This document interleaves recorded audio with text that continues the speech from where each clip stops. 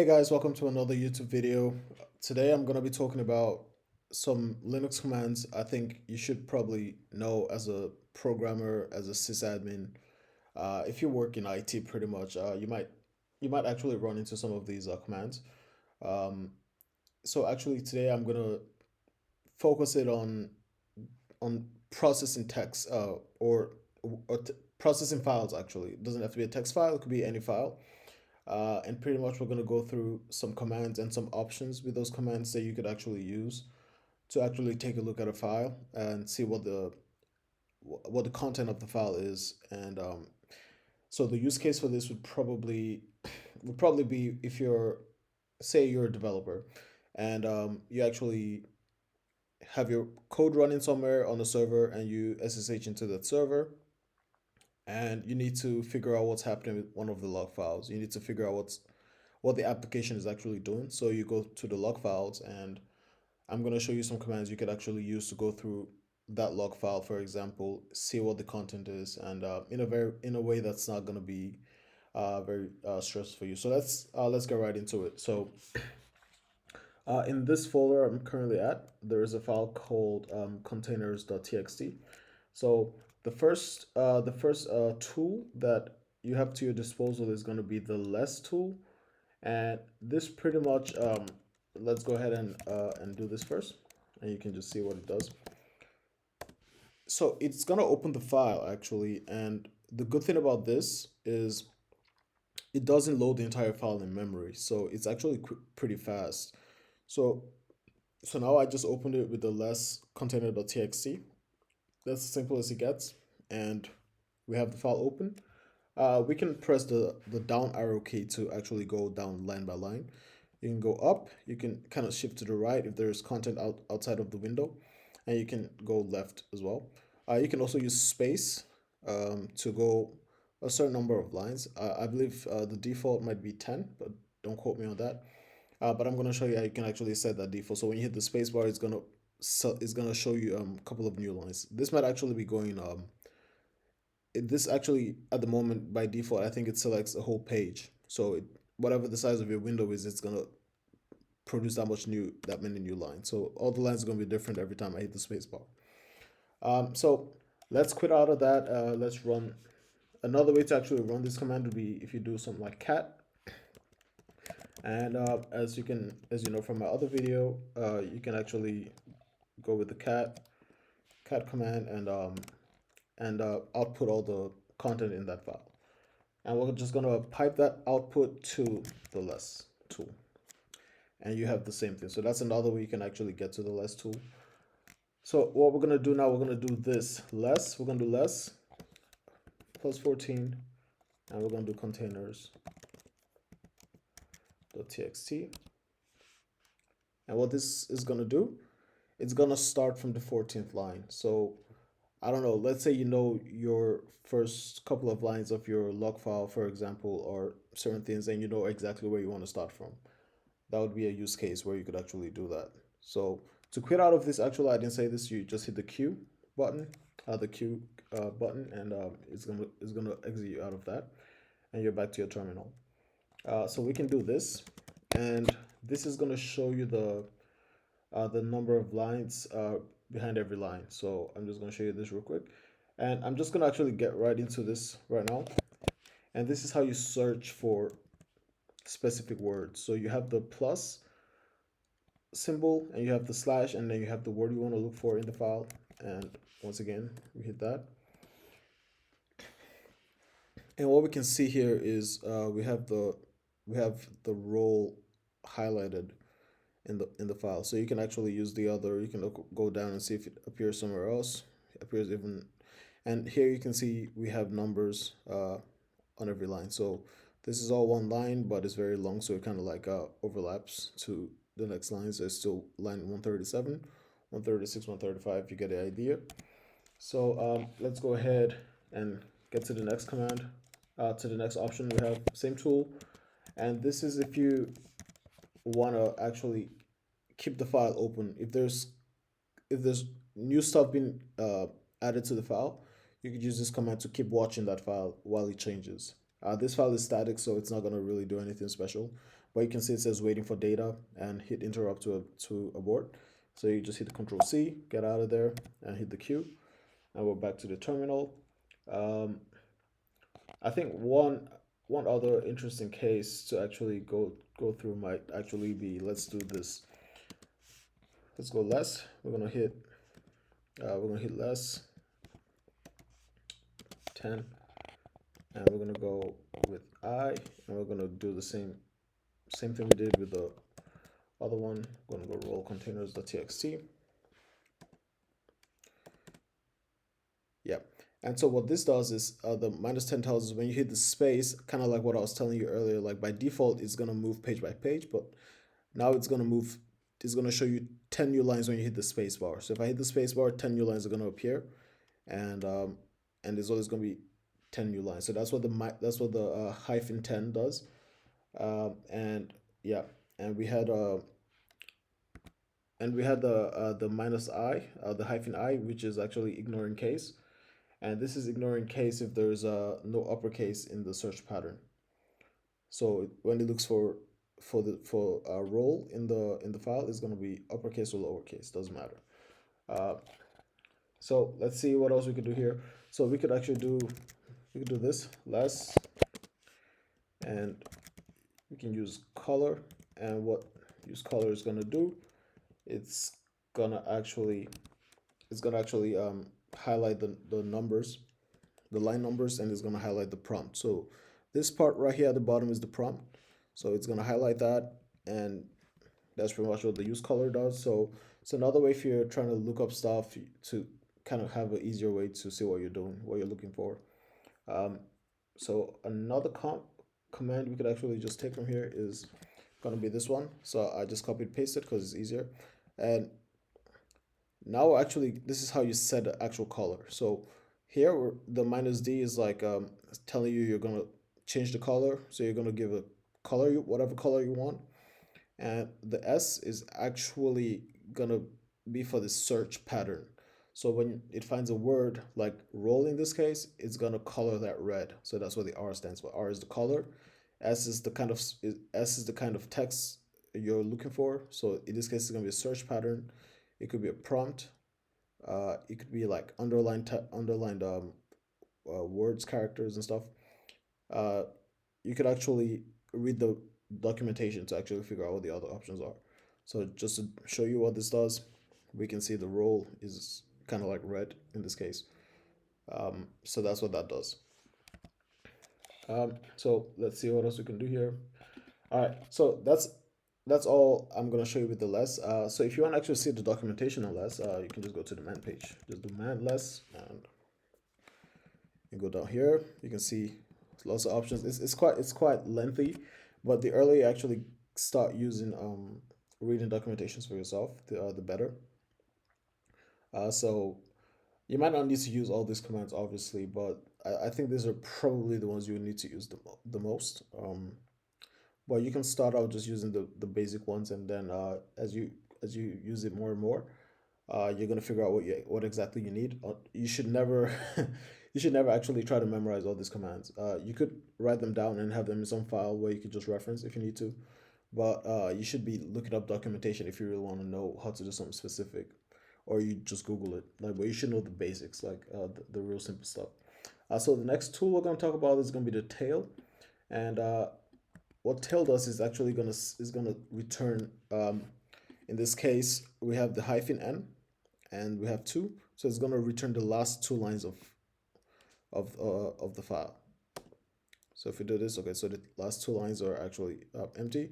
So let's go with something more. Let's go last 20, and it's gonna output the last 20 lines, and that's why it was just empty, because the last two lines are actually just spaces. Um, so another thing we could actually do with the tail, we could do tail, and we could go -f, kind of like with the less, but in the less it was actually plus f.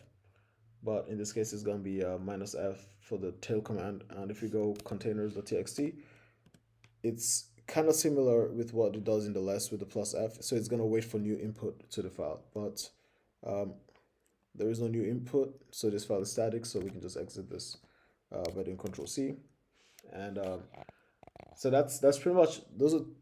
There's not too many options with tail actually. If you look at the documentation, it's not that much stuff. There's a certain number of options you could actually use. So you could this is actually easy to read. You could actually go through the entire you could go through the entire documentation. It's not that much for tail. So the next one I want to talk about is head. So if we go head and we go two, what do you think this is gonna do? What this is gonna do is it's just gonna return the first two lines of code. So those are the first lines of code. Sorry, first two lines of the file. So those are the first two lines in the file. It's as straightforward as it gets. Um, how can you can combine both of these actually? So you can look up the 20th line in the file by actually using the head first. So we're gonna get the first 20 lines, and then we're gonna get the 20th by taking the tail. So we're gonna pipe that output of the first of the head tool. We're gonna pipe that output to the tail, and we're gonna get the 20th line is show containers running Docker container ls. And if you're wondering what this file is, this is when I was learning Docker. These are the notes I took. So I was learning Docker and Kubernetes like 2 years ago, and yeah, so so so you kind of like get a context of all this stuff. So let's just clear the terminal. And the last tool I'm going to talk about in this video is going to be the grep. And grep is pretty much using regex to figure out patterns in files. So if we ran this command right here,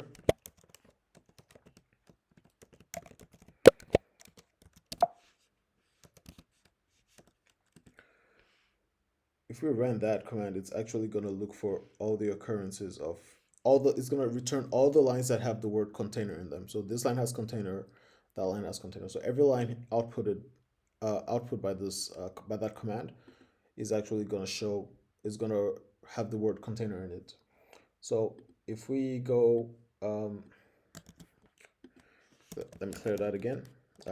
If we go grep minus b and we have 5 and we have containers, it's gonna do very similar stuff, but now it's gonna return 5 lines before the line that has container in it. So it's gonna be a lot more output, just because it's showing you every line that has the word container in it. So you might have to scroll a bit, scroll up. But if you have container, it's going to return all the 5 lines. But it's kind of hard to see in this example because there's the word container actually occurs a lot. Uh, but when could that be useful? That could be useful if you're looking through a log. Again, it's uh, probably going to be a standard case because if you had access to a computer directly, you could just use a text like a text editing tool like Sublime or Atom. But if you're SSHing to like a server, you don't have access to that probably. So uh, you might have stuff like Emacs and stuff, but most times you might just have like the simple tools. So if you're looking through a log and you know what you're looking for, but you also want to see the context of what's around that line you're looking for. So if you're looking for a word and you look for that word, you want to also know what happened around that time. So you might want to return the 5 lines before, and this is the command to run the 5 lines after finding the line that has that word. So yeah, so the B is before and A is afterwards. So that's what those options do. So now let me show you how you can actually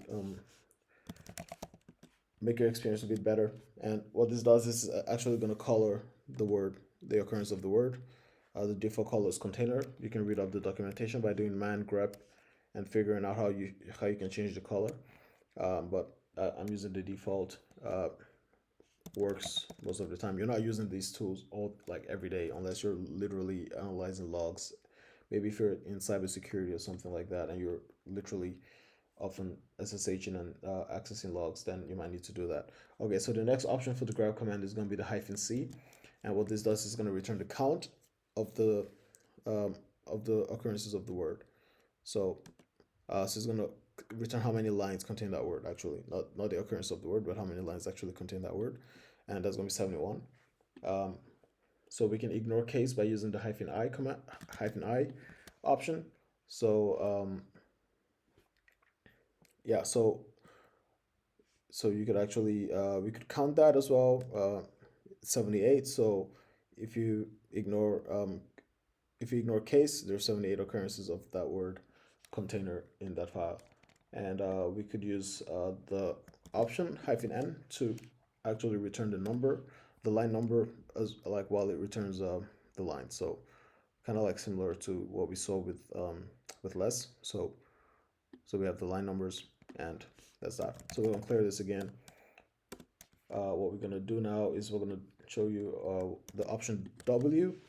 What option W actually does is it has to actually match that exact word. So it cannot be something like containerize in the other cases would also match because it contains the word container is contained in containerize, but in this case it actually has to match the actual word, right? So all the matches are container. It cannot be container or something else. And obviously I don't have the -I, so it's case sensitive, so that does not match. So let's clear that again. Again, you don't have to memorize this. Just maybe have these examples, jot them down in some file, kind of like how I did with the container stuff. Like whenever I need to reference stuff for for Docker, I just go to that file. I have it on my GitHub as well. I go there, I just look up what I need to know, and um, I get what I need, and then I use it. So kind of like so in all the cases we've been looking for a word. In this case, we're gonna look for all the lines that don't have that word, and that's what the the -v stands for. So it's gonna return all lines, and these are there's a lot of lines by the way, guys. So you have to scroll up to kind of like to see the rest. So it shows everything and goes to the back to the terminal. So option -v is for lines that don't match, that don't have that word in them. And the last option is going to be the -e, and this helps you match multiple words. So you could match it. So all the lines that match either container or Kubernetes are going to be returned. So it doesn't have to be both of them, any one of them. So we have container. As you can see, that's not going to match because that's capital K. So it has to be like a so it's case sensitive at this point. So you just got to take a look if you see Kubernetes in there in any of the lines. I'm not really sure, but the idea is you can use the -e to select multiple words that you're looking for. So I'm gonna stop the video there, guys, because I think it's already gone long enough. But I'll probably make another video because there's actually two more commands I actually wanted to talk about, but I think this video is already long enough, so I'll make those. I'll talk about those commands in another video. So like you don't need to memorize these commands, by the way. So just to reiterate that, uh, take some notes. Uh, Try to use them when you can, and reference your notes when you need them in the future. So that's been it for this video, guys. Thanks for joining me. Like, subscribe, and share if you found this helpful, and see you on the next video.